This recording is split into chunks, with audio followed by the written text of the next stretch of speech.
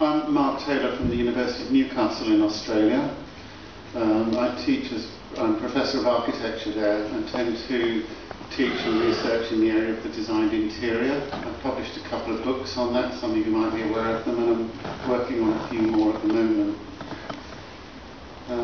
Thanks for inviting me to be here. I'm going to talk today about some work that I've been doing where I've been quite forensically examining the writings of an English art critic and art advice writer called Mary Haweis, who operated at the end of the 19th century.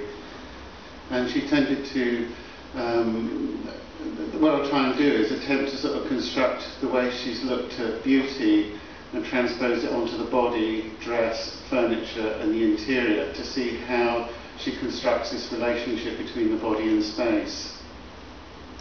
The paper's quite long, so I've taken out quite a few big chunks from it. So I've taken out all the philosophical inquiry into beauty which she looked at and things like that in order to kind of produce it. I've got to change glasses as well. It's a kind of tyranny of getting older. You'll all get there in the end, don't worry. Mary Eliza Haweis was the elder daughter of the fashionable painter Thomas Musgrave Joy and Eliza Spratt. So her father was a very important painter in London. As a daughter, she received no formal education or training, but her earliest childhood exhibited an extraordinary aptitude for writing and drawing.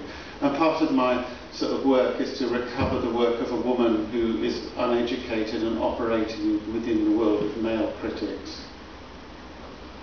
Haweis published 11 books and is probably best known for 2 books called The Art of Beauty and The Art of Decoration, both of which offered advice and guidance on decorating the home and body whilst promoting a particular position on aesthetics and beauty.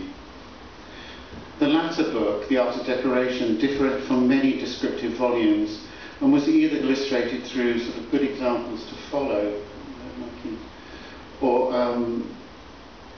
or offered kind of advice and kind of instruction.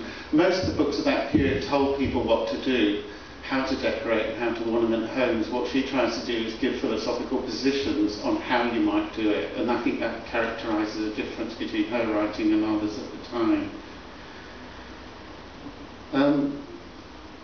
The Art of Decoration, this book here, covers a wide range and it situates the occupier in relation to surroundings and provides a historical and critical overview of rooms as well as championing her own preferences on and dislikes. It could be regarded as the first text to reveal the interior as a subject of separate study outside of architecture. And I sort of make that claim, and I think I'm on reasonable ground to do it until somebody disproves me, which is all right. I'll cut this down, that's right.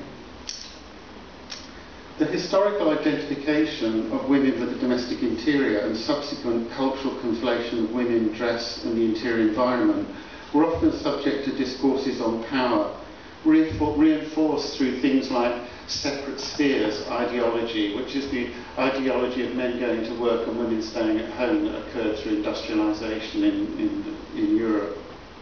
The metaphoric transference of feminine attributes from women to home to objects also established the woman's role as so-called beautifier, and a number of people like Coventry Patton or John Ruskin and that exposed that kind of idea. They put forward that idea that women had some sort of innate qualities about beauty that enabled them to become decorators and enabled them to transfer those ideas onto the interior.